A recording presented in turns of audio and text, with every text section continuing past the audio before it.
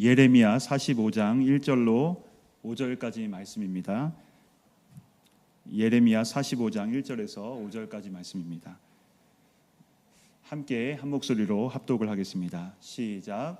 유다의 요시야 왕의 아들 여호야김 넷째 해에 네리야의 아들 바룩이 예레미야가 불러주는 대로 이 모든 말을 책에 기록하니라. 그때의 선지자 예레미야가 그에게 말하여 이르되, 바룩아, 이스라엘의 하나님 여호와께서 내게 이같이 말씀하셨느니라. 네가 일찍이 말하기를 화로다, 여호와께서 나의 고통에 슬픔을 더하셨으니 나는 나의 탄식으로 피곤하여 평안을 찾지 못하도다. 너는 그에게 이르라. 여호와께서 이와 같이 말씀하시기를, 보라, 나는 내가 세운 것을 헐기도 하며 내가 심은 것을 뽑기도 하나니 온 땅에 그리하겠거늘 네가 너를 위하여 큰 일을 찾느냐? 그것을 찾지 말라. 보라, 내가 모든 육체에 재난을 내리리라. 그러나 네가 가는 모든 곳에서는 내가 너에게 네 생명을 노량물 주듯 하리라. 여호와의 말씀이니라. 아멘. 할렐루야. 더운 일기에 우리 하나님 사랑해서 하나님 존전에 나온 여러분을 우리 주님께서 축복하시고 은혜 더하실 줄로 믿습니다. 우리 하나님께서는요, 세상을 이끌어 가시고 열어 가시고 주관하시는 하나님이신 줄로 믿어요.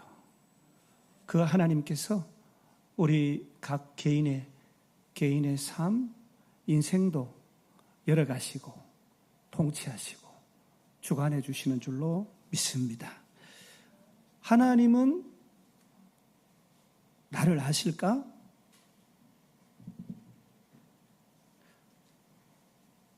하나님을 믿는 나를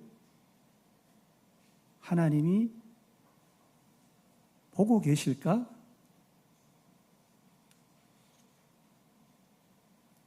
하나님을 사랑하는 내 사랑을 하나님이 아실까?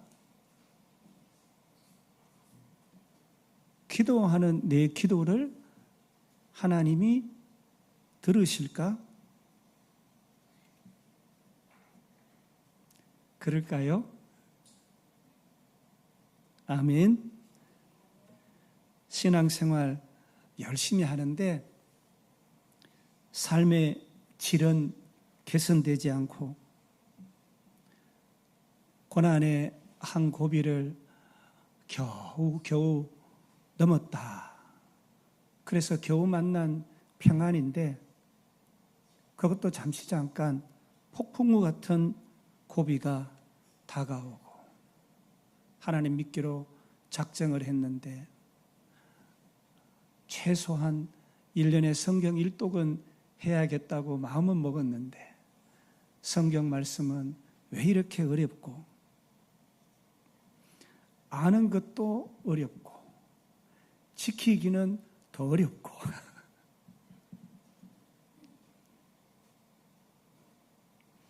기도 생활도 힘들고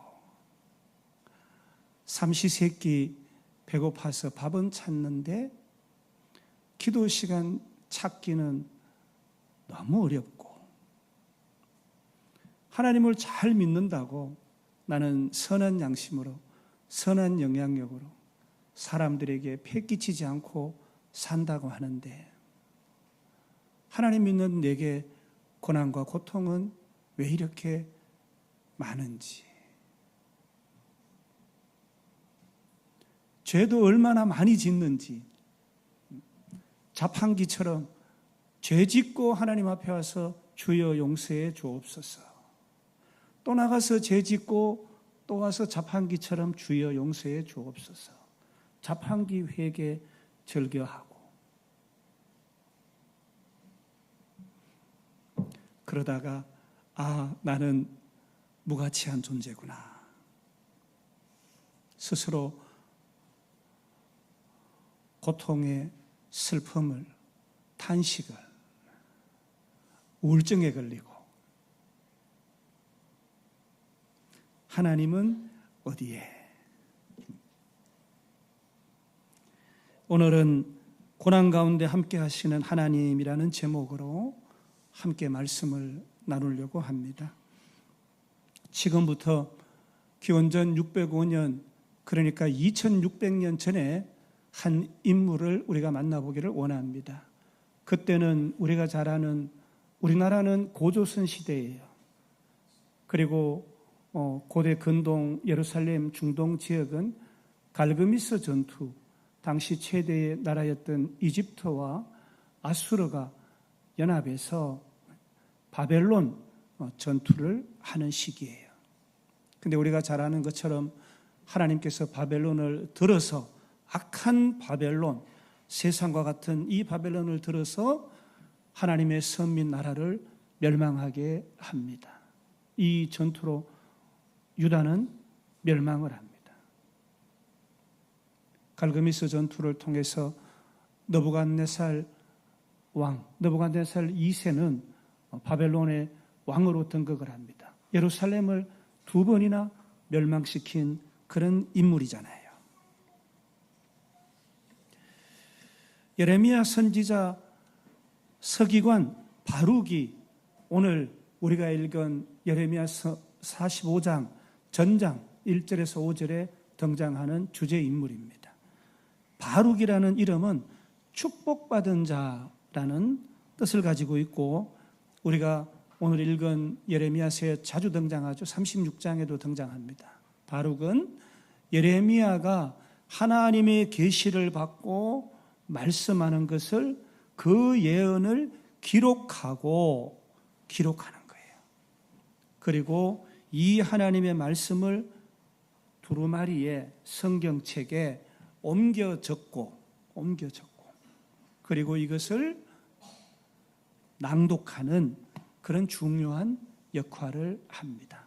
바룩.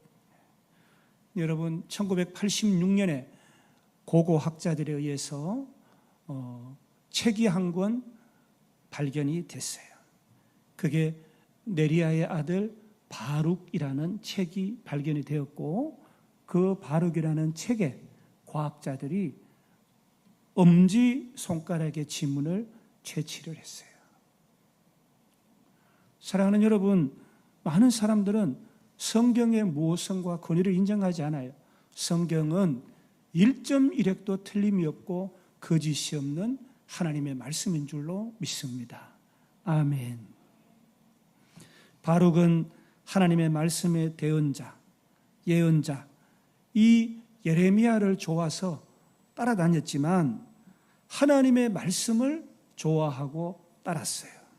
그래서 신중하고 겸손했고 늘 스승에게 순종하고 스승을 높이고, 또 때로는 목숨을 담보로 예레미야의 메신저로서 말씀을 전달하고 20년을 예레미야와 동행한 예레미야의 추종자, 제자, 비서, 동료였어요.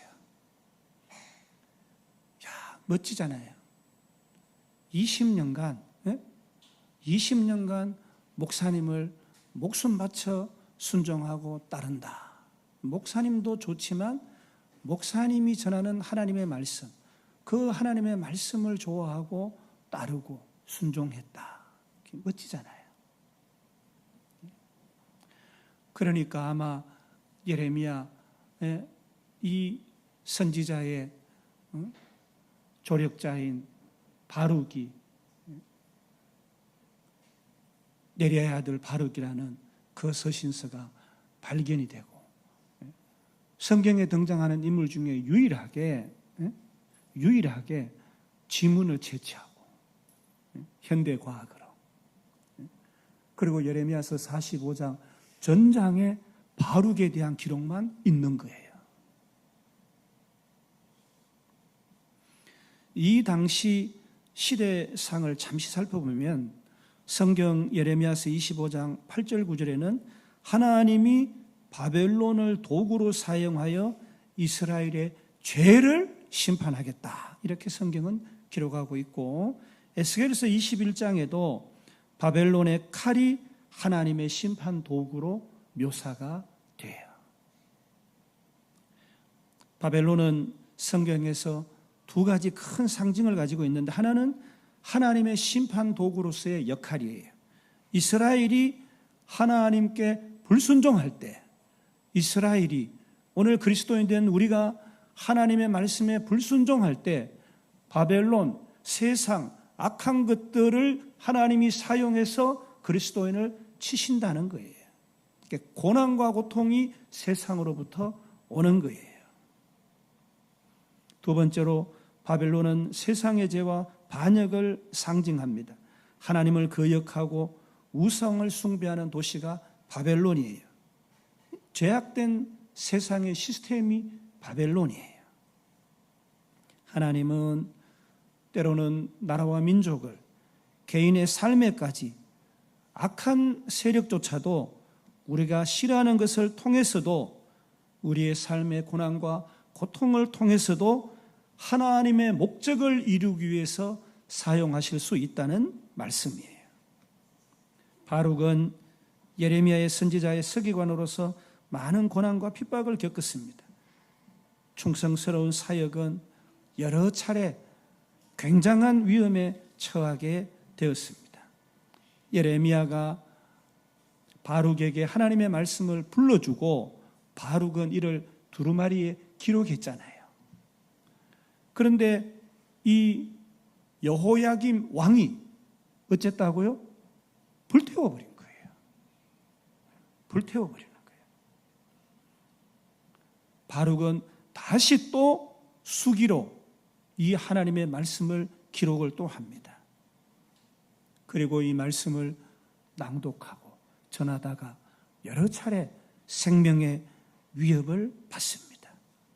그래서 오늘 본문 우리가 읽은 3절에는 화로다, 여호와께서 나의 고통에 슬픔을 더하셨으니 나는 나의 탄식으로 피곤하여 평안을 찾지 못하도다, 이렇게 고백을 합니다. 바룩이 자신의 생명에 대한 두려움을 하나님께 토로하는 장면이에요. 예레미야와 바룩은 유다가 멸망한 후에 애굽, 이집트로 피신을 합니다. 이 과정에서도 바룩은 많은 어려움을 겪고 예레미야와 함께 하나님의 말씀을 목숨을 담보로 하나님의 말씀을 전하는 사명을 계속 수행을 합니다. 바룩의 가문은 당시 예루살렘에서 명문 가문이에요. 유력한 가문이에요. 할아버지 마세야는 예루살렘 성을 관장하는 왕의 고관이에요. 그러니까 서울시를 책임지는 책임자예요. 그리고 그의 동생 스라야는 시종장이에요. 지금 같으면 비서실장이에요. 그래서 아마 바룩에게도 높은 관직을 향한 욕구, 예레미야를 따르면서도 선지자로 세움을 받고 싶은 그런 욕구가 있었을 거예요. 그런데 자신의 처지에 대한 심각한 회의와 좌절감을 맛보았을 것으로 생각을 해요. 나는 출세해야 되는데, 나는 부귀 영달을 누려야 되는 총만 막는 젊은 학자요, 대명문 가문의 자녀인데, 똑똑한 인물, 장래가, 출세가 보장된 몸, 하나님의 감동으로 선지자를 따르기는 했는데 고난이 다가오자 아마 그만두고 싶었을 거예요.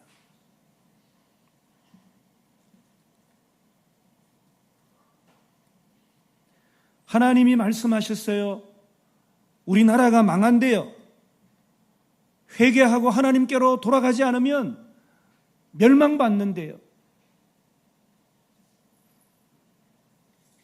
그 말씀을 기록해서 왕에게 갖다 주니까 왕이 어떻겠어요? 불태워버리는 거예요. 포기해야 되는데 또 기록합니다.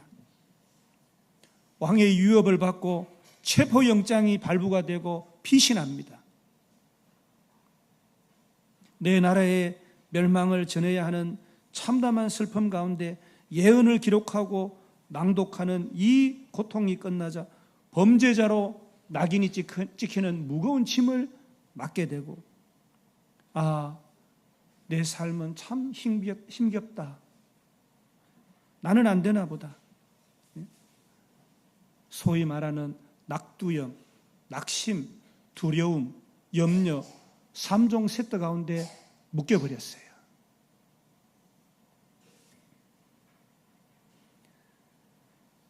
그러나 오늘 본문 4절에 나는 나의 세운 것을 헐기도 하며 심은 것을 뽑기도 한다 라고 하나님은 예레미야를 통해서 말씀하셨어요. 일신상의 영달에 연연하지 말고 오직 하나님의 뜻에 순종하라는 말씀이에요. 이스라엘은 하나님과 선민, 언약을 맺은 부르심을 받은 백성임에도 불구하고 하나님의 그 부르심에 응답하지 않았어요. 고의적으로 불순종하고 심지어 예수 믿는다는 것 담대하게 말도 못하고 배교하고 우상의 길에서 헤매이고 있었어요. 그래서 스스로 재앙과 심판을 초래한 거예요. 하나님이 주신 게 아니에요. 스스로가 초래한 거예요. 극상품 포도 종자된 하나님의 백성 선민이 덜 포도가 되고 만 거예요. 엉망진창이 된 거예요. 하나님의 거룩한 백성이 참 한심한 그런 덜 포도가 되고 만 거예요. 독일의 계몽주의 철학자 칸트는 하나님께서는 인생들에게 큰 도화지를 줬다고 그래요. 큰 도화지를 줬어요. 그리고 여기 한 켠에 자유의지를 주셨다. 자유의지를 주셨다. 그리고 나머지 이 캔버스, 이 도화지는 창조 여백을 허락하셨다. 이렇게 얘기합니다. 그래서 칸트는 이 창조 여백을 인간 스스로 메워가라. 그런 명제를 얘기했어요. 너 스스로 인간화하라. 그걸 계몽이라 그랬고, 우리 그리스도인은 하나님이 주신 우리의 연수에 우리는 날마다 예수 그리스도와 함께 성령님 의지하면서 성화의 삶으로 견인되어 가는 거예요. 그래서 우리는 때로는 영화를 누리고 우리 주님 만나면 완전한 영화를 누리게 되는 거예요.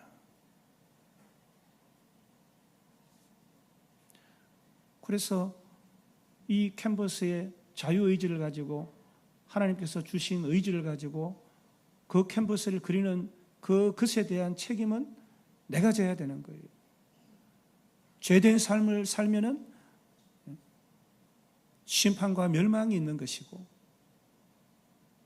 주님 앞에 자기 욕망과 자기 인생을 쳐서 복종시키면 하나님께서 들어서 축복의 부요를 누리게 하시는 거예요.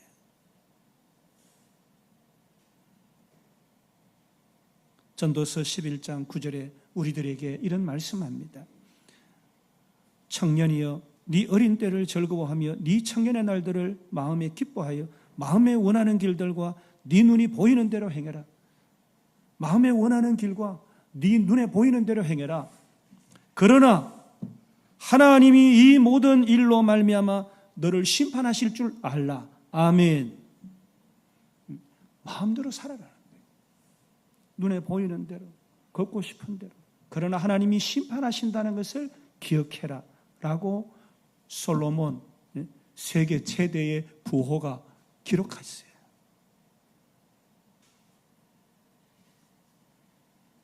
우리 하나님은 사랑이세요. 아멘. 하나님은 사랑이시지만 하나님은 거룩하신 하나님이에요. 하나님은 어둠과 함께 거하실 수 없는 분이에요. 하나님으로 이식된, 예수 그리스도로 이식된 우리 하나님의 사람들은 어둠과 짝하며 살 수 없는 존재들이에요. 인생 망가지는 거예요. 알고 가잖아요. 젊은 우리 청년의 때는 세상에 아름다운 것, 좋은 것 쫓아서 쾌락 따라 유혹 따라 미혹받아 살아요. 망가지는 거예요. 어디로 걷는지 몰라요. 한날의 쾌락에 빠져가지고 사는 거예요. 어딕션, 중독되고 무가치한 삶을 사는 거예요. 푯대가 없는 거예요. 그래서 저는 우리 부모님들께 그런 말씀 늘 하잖아요. 아이가 좋아하는 것 하지 마세요. 아이가 좋아해가지고 시킨다 그래요. 망하는 거예요, 그거는. 아이가 가고 싶다. 가면 안 돼요. 망하는 거예요. 하나님이 가라고 하는 대로 가야 되고, 하나님이 내 자녀에게 향하신 뜻이 무엇인지 분별해서 어렵더라도 힘겹더라도 해야지. 여러분 자녀들이 좋아하는 게 우리가 좋아하는 게 뭐예요? 터놓고 얘기하면 우리가 지금 좋아하는 건 뭐예요? 여러분? 막 사는 거 아니에요? 응? 그럴 수는 없잖아요.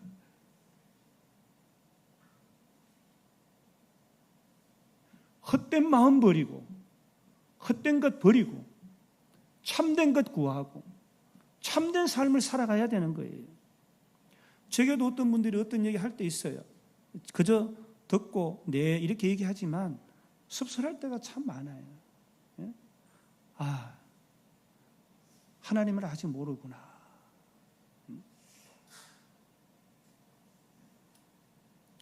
죄인은 심판이 있어요? 없어요, 여러분? 죄인은 심판이 있어요. 욕심이 잉태한 적, 욕심이 잉태하는 거예요. 죄를 낳고 죄가 장성한 적 사망에 이른다 그랬잖아요. 죄는 심판을 불러요. 고난이 수반됩니다. 그러나 하나님은 사랑이세요. 하나님이 우리를 지극히 사랑하셔서 죄인 중에 괴수 같은 죄인, 죄 중에 헤매이며 사는 우리 인생을 다시 창조하신 그대로 하나님의 거룩한 백성으로 어둠이 하나도 없는 완전한 의의 자녀로 회복시키기 위해서 짐승으로는 죄사함 받을 수 없는 그 한계를 하나님이 무너뜨리시고 하나님이신 죄 없으신 예수 그리스도를 과거와 현재와 미래의 우리의 모든 죄를 담당해서 하나님의 친백성, 하나님의 친자녀로 회복시키는 놀라운 구속사역을 허락하신 거예요. 아멘. 하나님은 사랑이세요. 하나님이 왜 우리에게 고난을 주세요? 하나님이 왜 우리에게 돌이키게 회개하라 하시는 거예요? 죄인으로 영생을 누릴 수 없기 때문에 그런 거예요.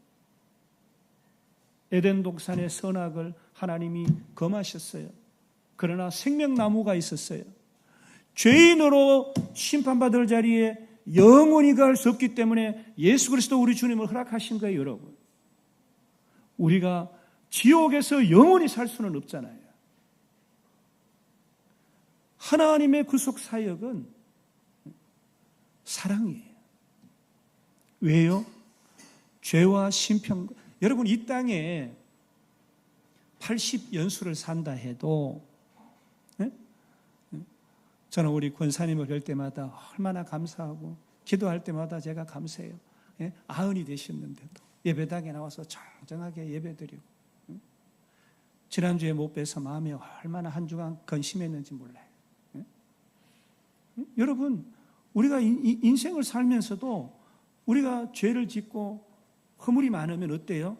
양심에 끄리낌이 있고 죄인같이 살잖아요. 불안하고 두근두근하고.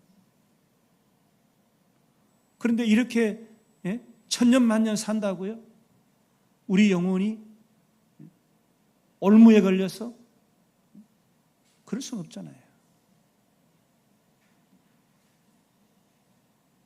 고난과 고통을 통해서 구원의 생명으로 인도하시는 우리 하나님을 찬양하시는 저와 여러분 되시기를 주님의 이름으로 축원합니다. 사도행전 2장 21절에 누구든지 착한 사람이든지 그렇지 않은 사람이든지 질병이 있든지 장애가 있든지 부하든지 가난하든지 어떤 자든지 누구든지 주의 이름을 부르는 자는 구원을 받으리라. 아멘. 누구든지 주님의 이름을 부르는 자는 구원을 얻게 되는 거예요. 오늘 성경 본문은 예레미야가 말하고 있잖아요. 예레미야 쓰잖아요. 그런데 하나님은 바룩이 말하지 않아도 표현하고 드러내지 않아도 깊은 심중을 알고 계시는 거예요. 하나님과 하나님의 말씀을 전하는 예레미야는 알고 있었어요. 하나님은 자신이 선 말씀이 불태워질 때 고통 겪는 바룩을 주목하셨어요. 작은 일에 충성된 이 바룩을 주목하셨어요. 주님의 고난에 동참하는지 좁은 길 십자가의 길로 행하는지 안 하는지 주님은 시선을 두고 계셨어요. 사랑하는 여러분, 사람들은 몰라도 하나님은 우리의 고통을 알고 계십니다. 우리가 읽은 마지막 5절에 힘든 전쟁을 통하면 전쟁을 통해서 우리가 얻는 게 뭐예요? 승리가. 전리품이잖아요. 그러니까 전쟁의 결과는 뭐예요? 전리품이에요. 그러니까 많은 사람들이 목숨을 바쳐서 얻은 그 전리품이 얼마나 소중하겠어요, 여러분. 그렇잖아요. 그 귀중한 전리품을 지키고 보호하듯이 하나님께서 바룩을 환난 가운데 지키시고 보호하시고 특별한 은혜를 바룩에게 주시겠다 말씀하시는 거예요. 이집트와 유다의 심판이 임할 때 하나님은 바룩의 생명을 지켜주겠다 약속하셨어요. 사랑하는 여러분, 로마서 8장 17절에 이 말씀을 통해서 오늘 우리에게도 동일한 말씀을 하나님이 주시는 거예요. 자녀이면, 우린 자녀잖아요. 또한 상속자이니, 하나님의 상속자요 그리스도와 함께한 상속자니 우리가 그와 함께 영광을 받기 위하여 고난도 함께 받아야 할 것이니라. 자녀가 가정에 순종하지 않으면서 때가 돼서 상속을 차지한다 하면 되지 않잖아요. 그렇잖아요. 우리가 뉴스를 통해서 들은 얘기 알고 있어요. 상상할 수 없이 큰 부자가 자녀들이 많이 있는데 그 집에 키우는 강아지에게 수천억을 상속했다는 거예요.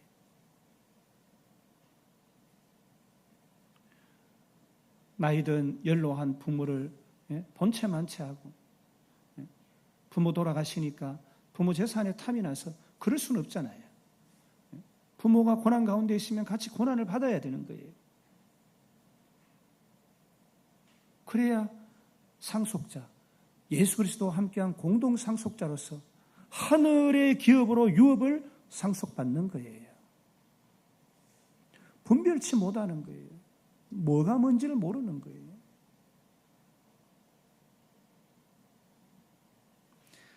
하나님은 고난 가운데 고통스러워하는 바룩의 내면을 깊이 바라보았어요. 사랑하는 여러분, 하나님은 우리와 우리의 중심, 우리 인생을 누구보다 잘 아십니다. 마음의 기저, 그 밑바닥을 하나님은 샅샅이 하나하나 하나님은 보고 계시는 거예요. 하나님을 피한다고요? 피할 데가 없어요, 여러분.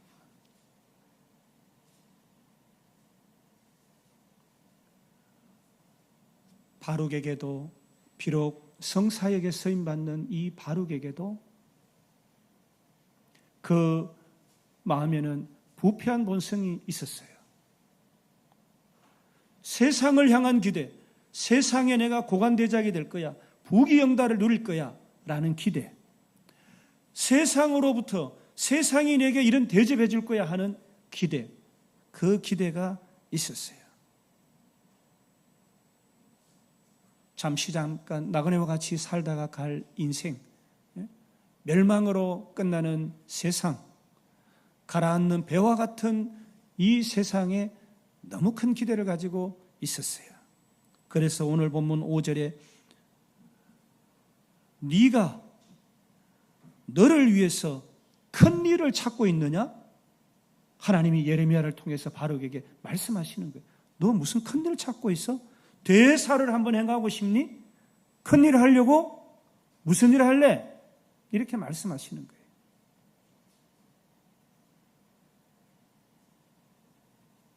바룩이 큰 일로 여기고 있던 것이 무엇일까요? 사회적 명성, 지위, 욕구,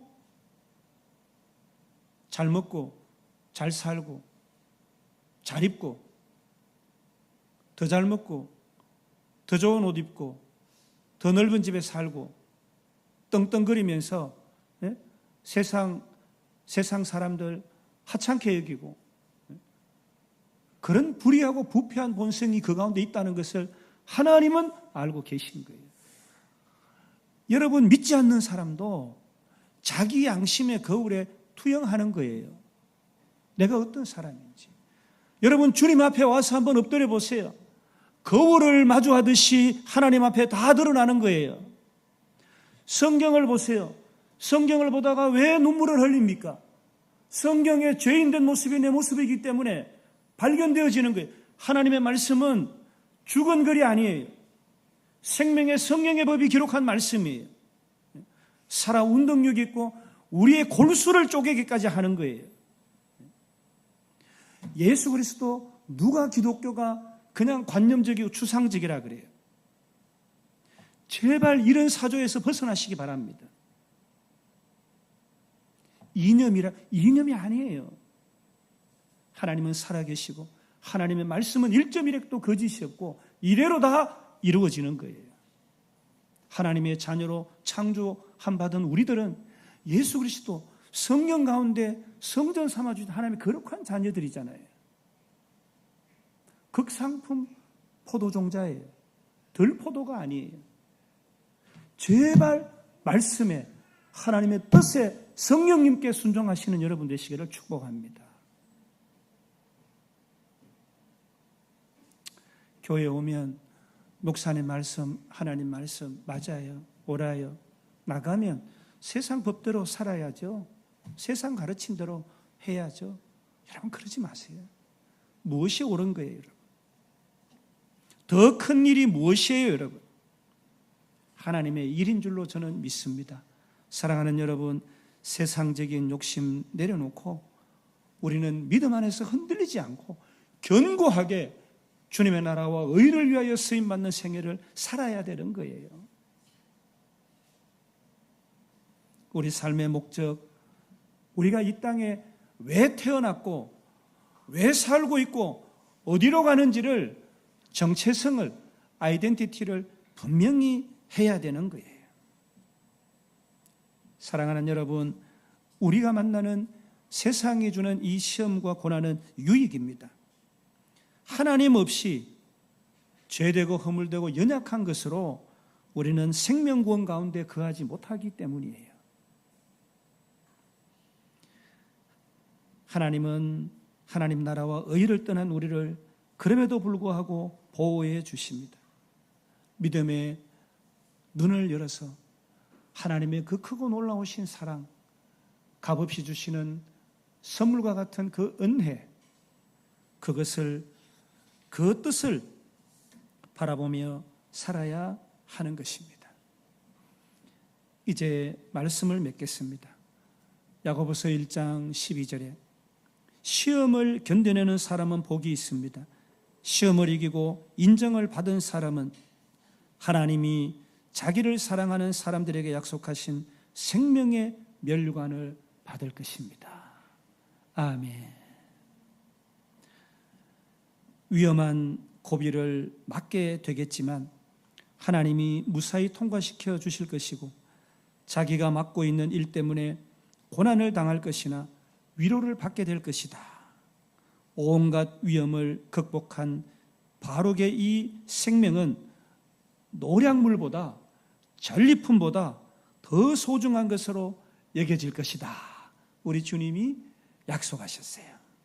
사랑하는 여러분, 큰 일, 출세하고 무엇을 먹을까, 입을까, 마실까 그러지 마시고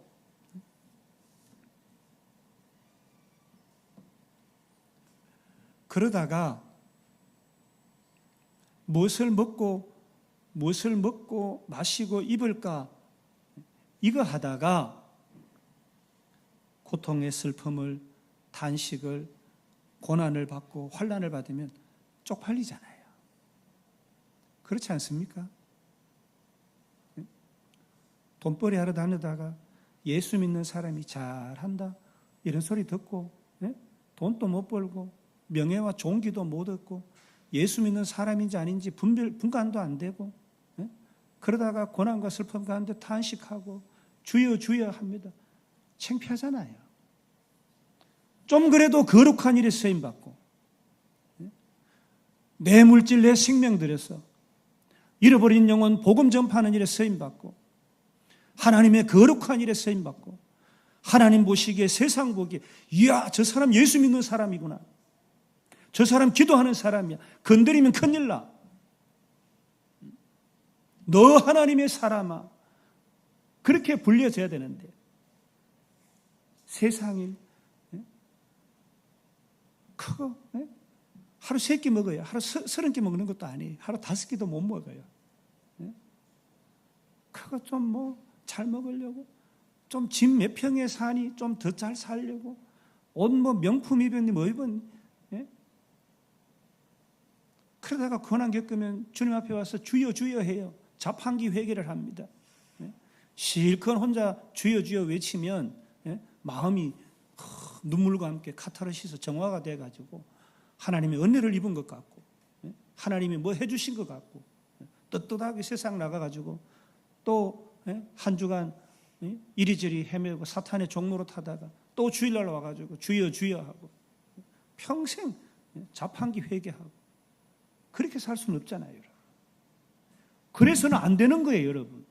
다음 주에 또 그러실 거예요. 예약하실래요? 주님이 그러시잖아요. 한 주간 또 그래. 도대체 얼마나 내 말을 들어야 되니? 성경은 수십 년 동안 교회는 왜 다녔니 하시잖아요. 예? 아, 하나님 저는 자녀 때문에 그래도 저는 제가 좀 이렇게 스스로 좀 이렇게 강하게 생각하는 거죠. 여러분 우리 그런 삶 살면 안 돼요. 무가치한 삶, 헛된 마음 버리고 헛된 마음 내려놓고 오직 예수, 참된 삶, 참된 길을 우리가 살아야 되잖아요. 아멘. 여러분 선택하셔야 돼요. 하나님 편에 설지 이 망할 이 망조가든 어그러지고 거스러진 이 세대를 선택할지 해야 되는 거예요. 과거는 어쨌든지 간에 이제 우리는 주의 이름을 부르는 자가 되어서 생명의 구원을 받은 자가 되었잖아요. 예수 그리스도의 사람이 합당하게 서야 되잖아요. 오늘 이 시간 이후로 나는 예수 그리스도를 믿는 사람입니다. 나는 하나님의 극상품 포도종자예요. 나는 덜 포도가 아니에요. 마태복음 6장 25절에 이렇게 예수님께서 말씀하세요. 마태복음 6장 25절에 예수님께서 이렇게 말씀하세요. 목숨이 음식보다 중하지 아니하냐. 여러분 목숨이 음식보다 중하다는 거예요. 음식 구하면서 일평생 생애를 소진해서는 안 되는 거예요.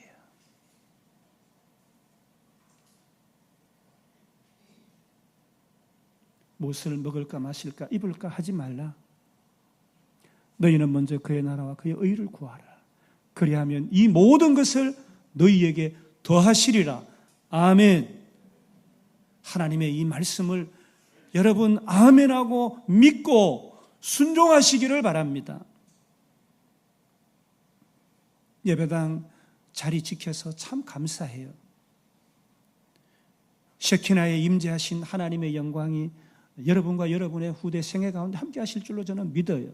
그러나 하나님 앞에, 하나님이신 이 말씀 앞에 아멘, 하나님 나라와 의를 먼저 구하겠습니다.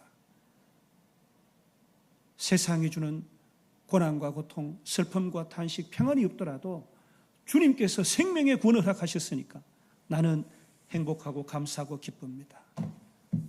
우리 고향 버니엘 교회 2024년 빌립보서 4장 4절 말씀, 주 안에서 항상 기뻐하라. 고난 가운데서도 고통 가운데서도 주님으로 말미암아 책임져 주시는 주님으로 말미암아 나는 기쁩니다. 감사합니다. 하시는 저와 여러분 생애 되시기를 주님의 이름으로 축원합니다.